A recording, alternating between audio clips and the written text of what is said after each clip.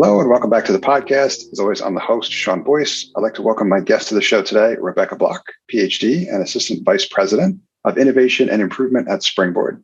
Hello, Becca. How are you? And welcome to the show. Hey, Sean. I'm doing well. Great to be here.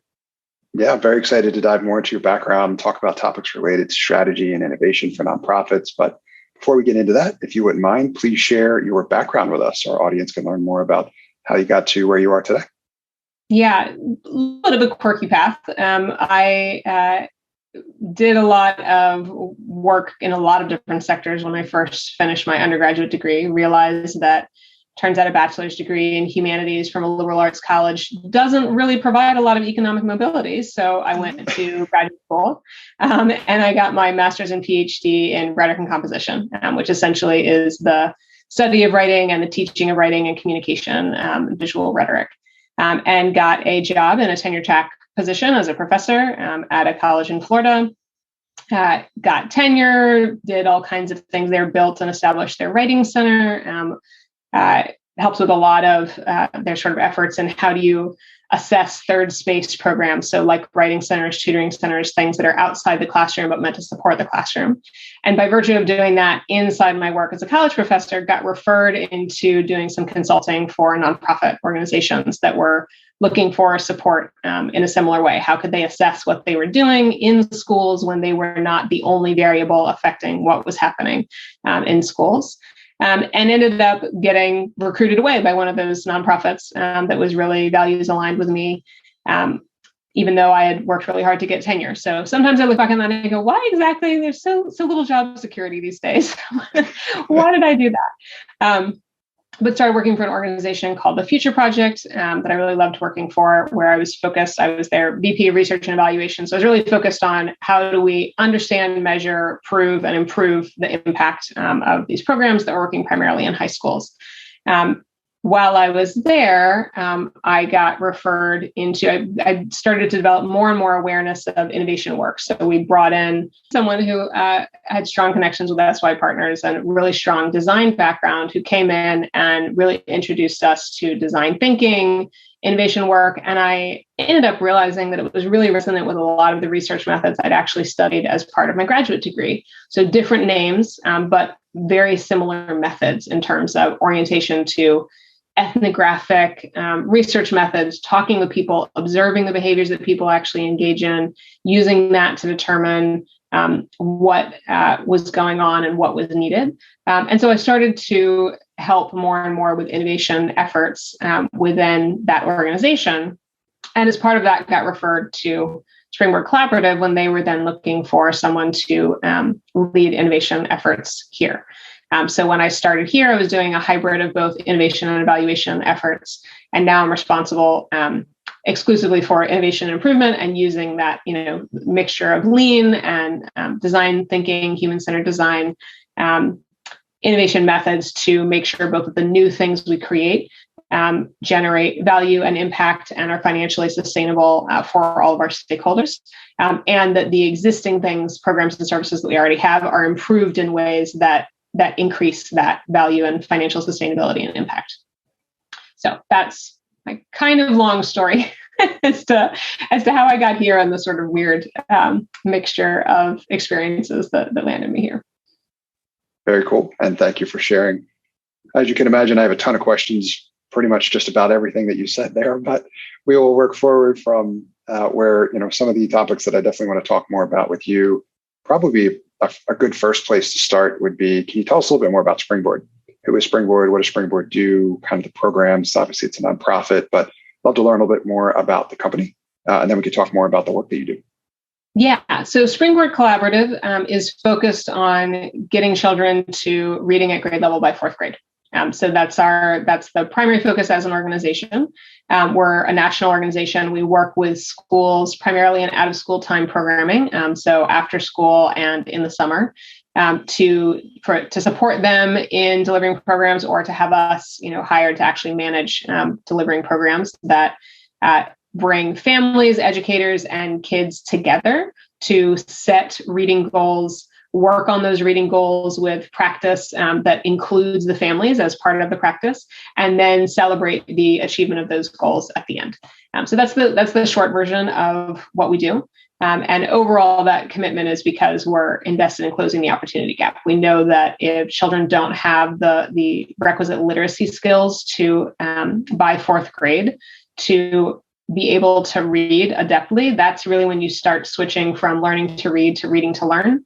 And then you very rapidly fall behind and you no longer have the requisite literacy skills to access life's opportunities. So that's the sort of reasoning behind the focus on literacy that's really important to Springboard.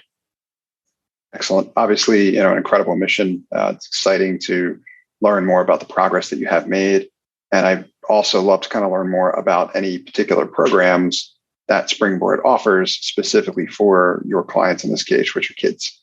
So I think the client profile is kind of is it up to fourth grade? So you help everyone younger than that? And then can you talk a little bit more about the programs that provide this help? Yeah, so we're usually working with public school districts or charter networks that have Title I schools. So those are schools that have been identified as where the student population is struggling more. They're under-resourced systematically and financially. And so those are often the schools those are the schools that we're most often working with. So we're trying to work primarily with those schools that the students are struggling due to those structural challenges. So our buyer, in terms of who we're directly talking with and working with, are usually leaders at the district or charter network level. So superintendents, assistant superintendents, assistants to the CEO, those types of positions. Those are usually the ones that are deciding whether or not to bring Springboard programming in. And Springboard offers a few different programs, but all of them share in common that it's 5 to 10 weeks of out of school time, although a few schools have adapted it to use it in school time. But generally, it's 5 to 10 weeks of out of school time where families are specifically recruited to join based on whatever the local school or network and district overall decides is where they want to focus their efforts.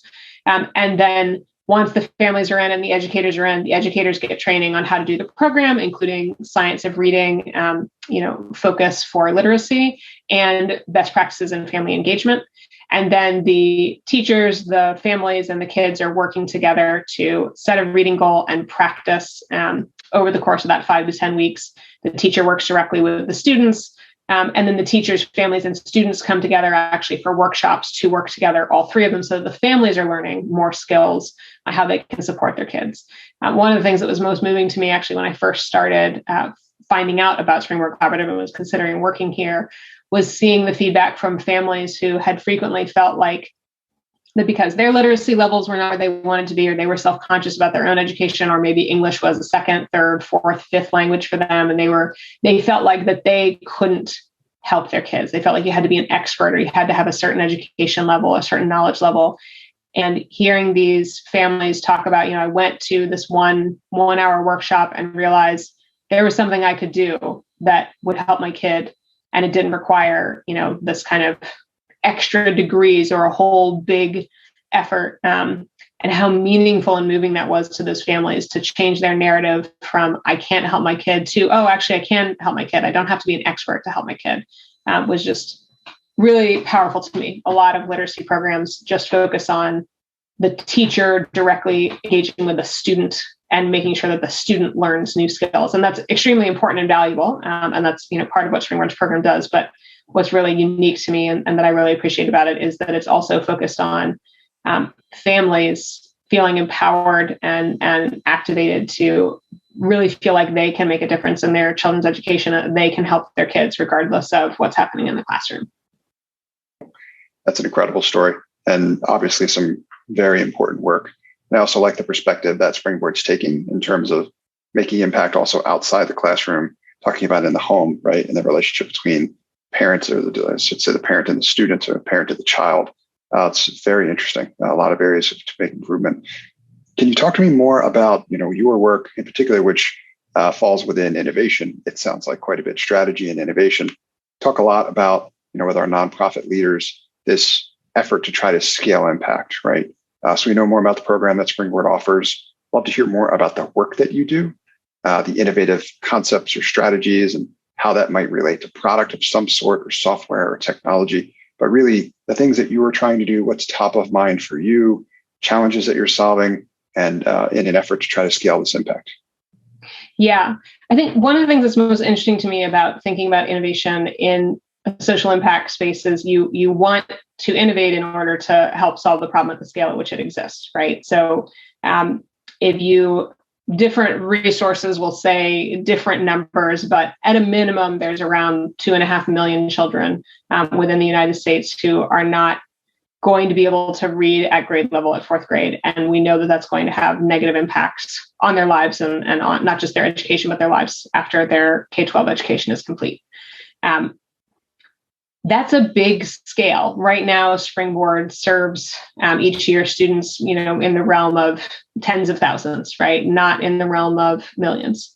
And in order to think about how to scale and support that kind of problem at that sort of level, you have to innovate, right? So Springboard was founded off of directly managing programs with school partners.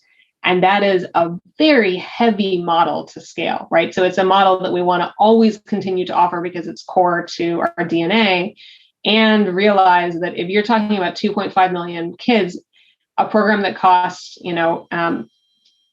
that has that much heavy infrastructure, costs that much money, does all the things that go with it, is not the thing that can scale to meet that kind of problem. There are going to be some who always will want that sort of program, and that will be wonderful. And we need other solutions for people who don't want that level of intensive program. So what I focus on in innovation is both the kind of, I'm a big fan of, actually, I have it right here, The Invincible Company, the Strategizer series in general, and this book in particular. So the way that they talk about sustaining versus transformative innovation, I find really useful. And thinking about that sustaining innovation is okay for the same problem and the same market. So we're still talking district and charter network buyers. We're still talking about it being implemented by schools on school grounds in response to the problems that they have and are trying to solve. Still, there are other things that we can create for that same market that our existing programs serve that will fit other districts and networks within the market that our current programming couldn't fit, because it's either too complicated or it's too expensive or it's not the right fit for what they're focused on, right? So that's one piece of innovation that my team focuses on, is thinking about, okay, well, what are the other, where's the biggest unmet need right now for that buyer that still fits all the things that we've learned about what is meaningful and has impact and has value for the educators and families that are participating. And then another area that we focus on is the more transformative innovation, right? What other, if we're not just talking about going to districts and networks, if we're trying to think about other ways of solving this problem, it may not just be through things that districts and charter networks implement. It might be through looking at graduate schools that are educating teachers. Is it about creating something that is for them, so that it's shifting the way that teachers are even thinking about their approach to literacy and family engagement as they enter their careers? Or is it an app that goes directly to families that helps them understand where their children's reading level is and what they can do about it to help their children get to where they need to be and help the family member feel comfortable communicating effectively with their children's teacher. So all of those things would still keep the theme that is essential to the Springboard of helping with setting and achieving learning goals in a collaborative way between families and educators and kids, but not always with the same structure that our existing programming has of you sell something to a district or network, they implement it and cascade it down. It's a program, so trying to figure out what those other things are. And generally we use, pretty standard lean methods to kind of quickly identify and try to test things out and figure out what direction is going to be the most useful one to go in. I think you've done a great job of articulating not just the process, but the challenge, right? So as you described earlier on, the systemic problem and the size in which that exists and the current capacity that you have available now to combat that is at a very different level than where you would ultimately like it to be. As such, that's where you laser focus, right? And we're talking about, 10 to 100x scale, which is significant. And as you described, the implementation of existing solutions that either we may, currently have to offer or what have you, they may not really be able to truly reach that kind of level of scale in the time in which you would like them to be able to do so. And they may not be the right format. There's all of these other elements involved with trying to bring more scale in terms of impact to everybody that is expected to benefit from what we're hoping to achieve, right? So you mentioned a couple of methodologies already. Excited about that. Of course, we see a lot of that in the for-profit private enterprise world, but much more excited about that starting to make its way around the nonprofit sector as well. Also, because there's a lot of value, I think, that those types of processes and strategies can really offer. I'd love to get your take on as well. Also, like what role software and technology has played in any of these opportunities that you've evaluated thus far. Like, have you explored any of those? Are you in the process of doing so? And what does your process look like in terms of considering really the solutions in terms of like how to reach 100x without just growing, incrementally, via the options that you currently have? Yeah, I think you have to consider software and technology if you're considering large scale, right? It's one of the cheapest and easiest ways that exists in modern culture to reach a lot of people relatively cheaply. And so certainly we have been looking at that. We have a web app called Connect that we use to support families and the engagement between teachers and families. And I think one of the challenges that we've certainly run into, and I'm sure that we are not the only one that has, is that the families that we most want to help are also often the ones that have the least access. And I think there's sort of a myth that exists right now that, well, that was a problem, but the digital divide is over, right? Like now, especially in response to COVID, Wi-Fi was pushed out everywhere. People were given access to more internet. People were given devices sent home from school. And that's true. It closed it for some people, but the reality of actual where the internet access comes from, and that frequently what we see is that families, their only source of internet access is their smartphone, and they have a limited data plan, and they don't want to use that data plan on the, extra thing to do with their kid to help their, right? Like that's not what they want to use their data on. That's not, or more importantly, many of them are saying like, I don't want my kid's info. I don't want my kid on that screen or to be sitting down doing a screen when I'm spending time with my kid. I want it to be without a screen, or I don't want data about me and my family to be used, especially about my kids, right? It's one thing about me as an adult, but another thing about, data about my kids being used. So there's all of these issues that come up when you start thinking about software and tech to solve the problem that coincides with poverty and systemic racism and all kinds of structural oppressive forces that mean that the exact people that we most want to help are also the ones that have the least access to the kind of cheap, easy to use, all that kind of stuff, right? So that is the piece that I could go on a long rant. I'm going to try not to, that we have to think really carefully about, not just from the level of, well, it's just about access. Let's make sure that we partner with, organizations that get internet out there and that get devices out there. But it is also about ethics. There is a really strong history in our country and most countries in the world of misusing the information of the most marginalized people in society, and treating it as if that's just fine, that's the source of research, and not really thinking deeply and ethically about how that information is used and how people are engaged in that. And so I think that that's really imperative to consider when you're looking at technological solutions is not only access, but also desire and ethics. And so the combination of those things means that, at least on my team, we don't exclusively focus on what's the tech solution that we can come up with to meet this problem, but rather how is tech going to fit into the solution, and what are other deliberately non-tech solutions that we can think of for those who will either never have the access or never want the tech to be the way that they solve that particular problem. I hope that doesn't sound too much like I just got on a soapbox and ranted at you, but those are some of the things that we're thinking about.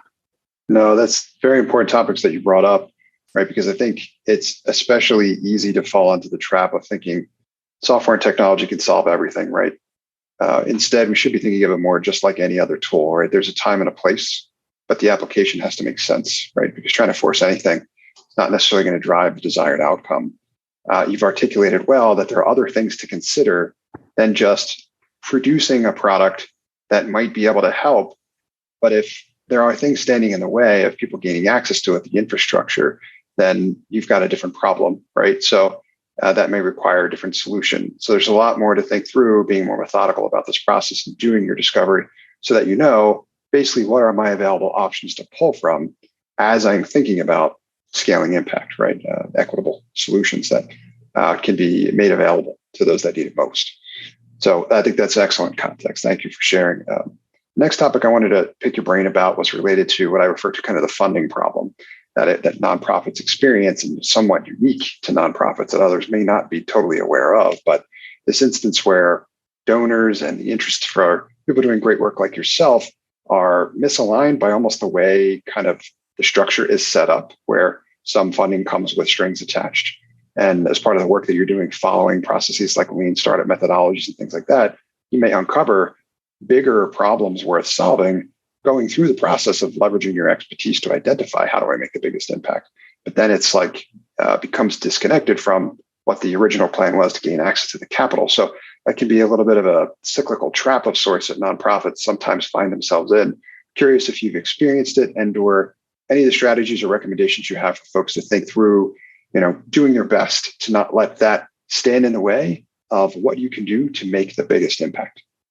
Yeah, this is something I've thought about a lot and taken several different angles on. So one piece is that I try to collaborate actively with our development team around what it is that we're putting in our language to funders. So it is still true. I think I've seen a change being in the nonprofit industry sector for the last 6 years or so. I've seen a change just in the last 6 years in terms of the level of openness that more funders have about innovative mindsets and how are you going to, I see more references, things like continuous learning, or how are you going to test, or how are you going to iterate, right? So I see more of that actually coming up in funding proposals, which I think is really promising.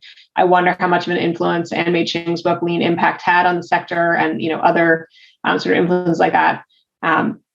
I hope and I think that that's had a positive result. And so I want to name that growth as that's one thing that makes it easier for me to do this now than it was 6 years ago, when I'd be sitting with the dev team at the last nonprofit that I was at, trying to figure out what are we going to say that we're doing in 5 years? And it's well, we shouldn't know what we're doing in 5 years. If we knew what the solution was, the solution would already be out there.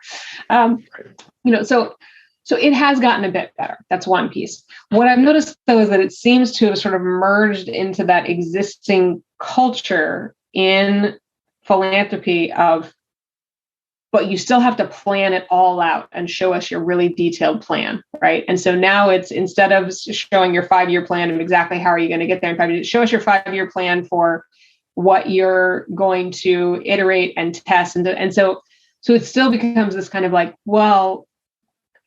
can only gameplay that out so far, right? I can tell you, okay, here's the current hypotheses we're testing.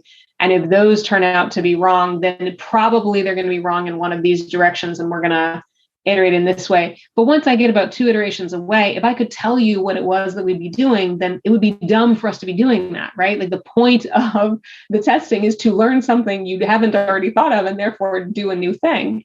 And so there is still, even though now it's, how are you going to test? It's still how are you going to test over the next 3 years? I'm well, I can tell you how I'm going to test over the next few months. I would be doing a bad job of my job if I could tell you how we're going to test over the next 3 years. So except for the level of very high principles, right? And then you end up writing very vague things. So one of the things that we've been working on is there another way to engage with funders? Because funders have a very real and legitimate problem. They need to make sure that they are ethically and responsibly using the resources that they are responsible for putting out into the world, following whatever the principles are of the given, foundation or organization, right? So they need to make sure that there are metrics they can follow, that they can hold people accountable to. They need things that they can measure and talk about. They need to be able to evaluate and compare apples to oranges. All those are real things. I'm not trying to deny the reality of that. If we can provide alternate ways of looking at that, right? So for instance, we're adapting not original principles from innovation accounting, right? But what we're trying out is, okay, if we establish what our innovation accounting baseline is for our learning quotient and our experiment velocity and our team happiness, I think is very useful internal indicator, less so for something to show to an external. But for learning quotient, experiment velocity, right? If we can establish baselines for that, where are we when we're doing this well? then that could potentially be something. So we've just started this last month of like starting to establish our baseline. So that the idea being that then in our documents to funders, we could say, here's what you can hold us to account for. You can hold us to account that we are going to, that at least 80% of the hypotheses that we test, we will have a clear result on. We will either have invalidated or validated hypothesis. You can hold us to account for constructing our test responsibly enough that we are getting clear results. And you hold us to account that we will conduct at least X number of experiments within a given quarter, that we're reporting on results for you, right? So that there's still those clear and objective metrics, but that they're grounded in the things that we're actually trying to hold ourselves to account for, rather than this dissociation between, well, we promised you that we would pilot with 2,000 families this year, but actually we realized we shouldn't be at a piloting stage because we need to do a whole bunch of pivoting of the thing that we thought was going to be at a piloting stage by now, right? So like that's an example of a pickle that we've gotten into of, okay, well, we had to plan it out 3 years. And so we had to estimate, well, we think it's going to take about 1 year of pivoting and iterating and prototyping and then, pilot at this scale. We were wrong. The pivoting and iterating and prototyping has required more pivoting than we expected. And so we're not piloting in a year that we had committed to. And that then requires a conversation. And so that's the other piece that I think kind of circles back to the beginning is engaging in open conversations with funders. I think the more of us within the nonprofit and social impact space that engage in honest conversations with our funders to the degree that's possible, to say, hey, listen, we're not going to hit this metric. As soon as you realize we're not going to hit this metric we committed to, and here's why. This is what we've learned instead. This is why we think that taking it in this direction instead of doubling down on the plan we gave you before is the right thing to actually help solve this problem that we're all invested in solving in. What I found is more funders than used to be the case will have that conversation. It is still scary. It's not a guarantee. And it is still that's not a territory you want to be in. Let's write it up front so we don't have to go there. But that's another piece that I've found to be really crucial to addressing that funding problem is that if we're not willing to kind of open the doors a little bit and have those candid conversations with funders, it's not going to change. It does not matter if Ann Mei Ching and other wonderful people like her go and give lots of talks at the Aspen Institute and everywhere, right? And all these influence, all you're doing is influencing the ideas and people don't see how that's playing out in the nuts and bolts of their grant agreements, then it's not going to change. And those conversations, I think, are really crucial to making that change happen. That's excellent feedback and a really innovative insight into it. I like the perspective that you're sharing in terms of like evolving the conversation, right? Because you shared a great resource, Lean Impact by Ann Mei Chang, which is one of my favorite books, especially dives into this one in good detail. But as you're describing how this is playing out, it's interesting to kind of see how it evolves and what we'd encourage others to do more of, right? Have those open, candid conversations about it so that people have an understanding of how these things are being played out in practice, right? And the fact that there is more impact to be made if we adjust our approach, but at the same time, you could still maintain a certain level of insight. It just might open up more freedom and flexibility to be experimental and innovative in an area where it's going to make the biggest impact, right? Rely on the leaders in industry like yourself who are seeing the data and are making the adjustments as the opportunities come up. So that's excellent feedback. Thank you, Becca. Thank you for being here. I have only 2 questions for you before we let you go. We've mentioned a few of them already, but I want to ask if there are any others. Are there any resources in particular that you would share with the audience where they can go to learn more about really anything we talked about here or anything else you might recommend? Yeah, so I reference Strategizer. I usually find their stuff just useful overall, their books, their website, a lot of their resources. I know they also offer more expensive consulting. I haven't done that, but just the books and the resources you can get for free, I found to be very useful in thinking things through. I mentioned Lean Impact and Lean Startup. Both of those I found to be very useful books.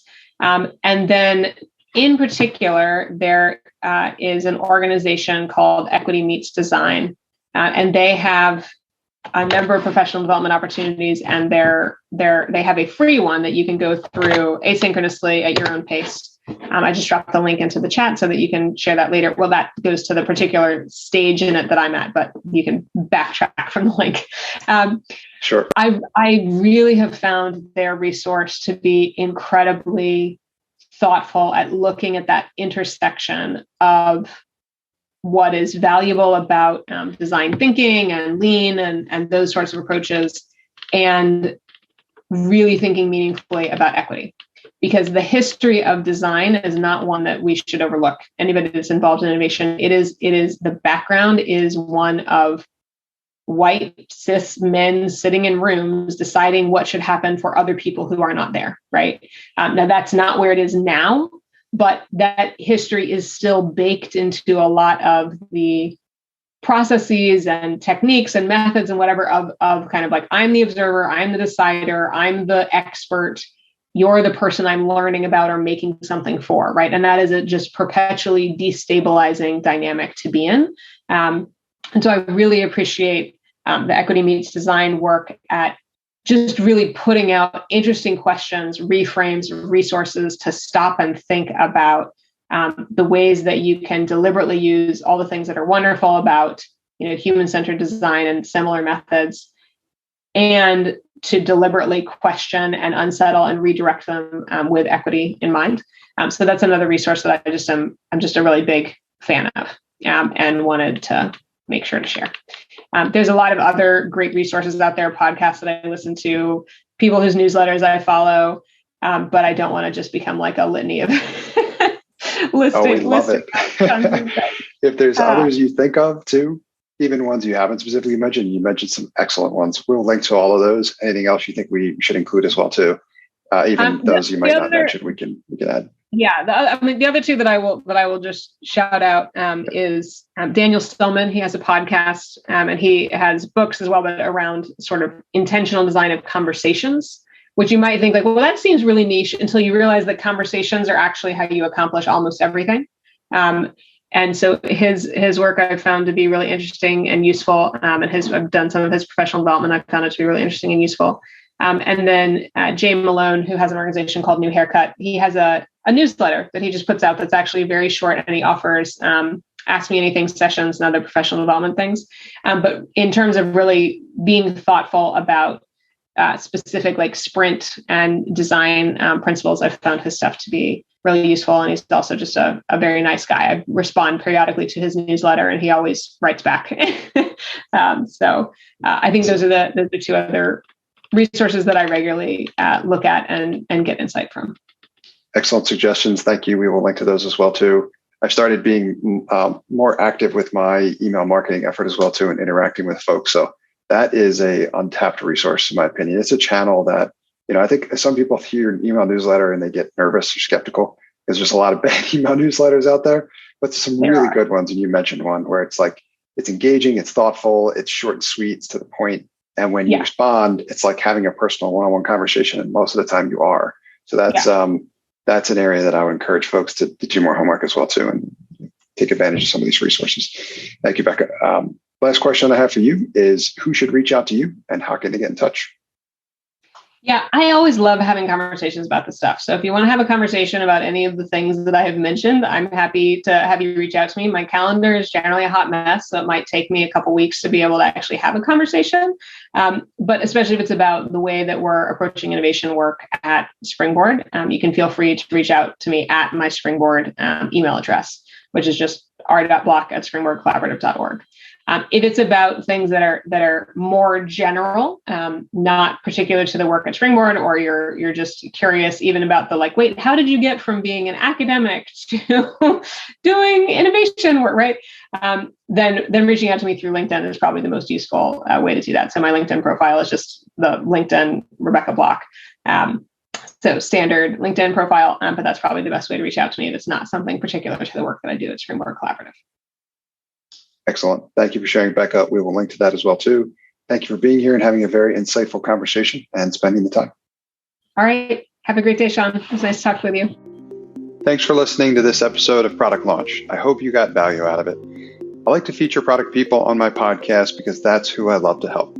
I'm a product strategist and I can help you scale your business and grow your profit through a product. If you'd like to learn more about how I can help you, email me at sean@nextstep.io. That's Sean, SEAN, at nextstep.io. Or visit my website at nextstep.io. That's nxtstep.io.